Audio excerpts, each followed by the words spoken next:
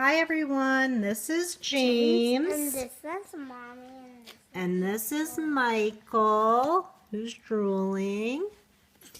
And I'm Anne Marie. I'm a speech language pathologist, and these are my sons. And today we are going to work on listening skills, categories, WH questions. So these are otherwise known as receptive language skills. Okay, and James and Michael do not have a language disorder. We're just doing this for fun and to show you what you can do with your children to help them with their language skills. So, I'm going to do a progression here of what you can do to improve these receptive language skills. And it first starts, hi Michael, it first starts with just a field of two. So this colors book is a really good book. It has just two pictures. And so I'm going to ask James, I'm going to say, which one of these is an animal that says quack? And James, can you point to the one? Duck.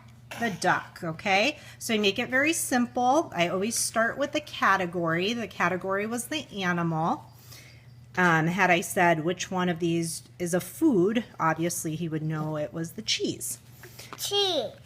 And then I keep going and I could say which one of these is a fruit. It's a blueberry. The blueberries. He's quick, but I could add to that are it's a soccer small. Ball. It's a soccer ball. I could say which It's one as of big as a which one of these is clothing that girls wear? What would you say? It's a dress. It's a dress, okay?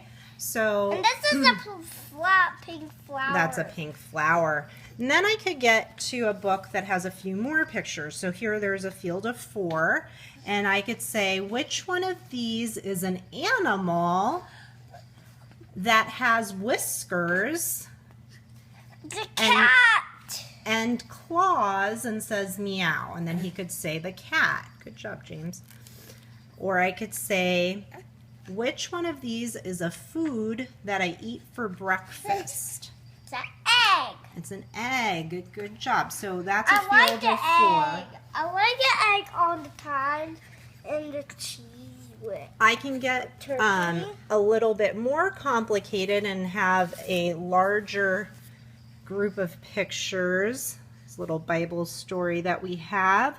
And I could say, which animal has stripes? So now they're all animals, but he needs to find the one.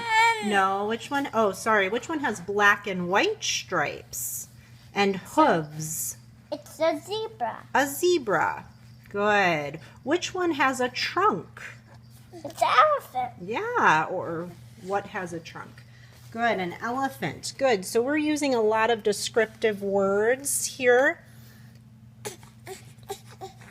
And we could also use this other book. This was one of James's favorite books, and it has tons and tons of pictures. And we could work on, these are actually built-in categories, so it's really nice because they would already know what category it is, and then you can describe the pictures. So that's one thing we could do. You can also take real objects instead of books. So let's say I have Mommy, James,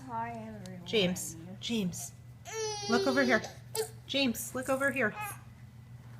So I could do a field of 2, or I could do a field of 3, depending on how skilled James is in this area. And I could say which one of these is clothing, and it's green, and I wear it on my chest area.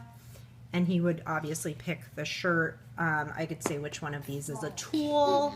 I use it to cut wood, so I could get pretty descriptive. So you could use just his real objects, or you could use toys. In this case, I grabbed some toys, so you could do something like, what has a siren and is a vehicle? I should have started with vehicle first. Which one's a vehicle that has a siren? Or I could do which one is an animal that and what has a dinosaur? that is out at night hunting. So that's another way you could do it. You could, is a dinosaur? or which one's a dinosaur, but we don't have a dinosaur out right now. Or two The last thing I would do with James, and he's just going through our toys here. James, can you come back?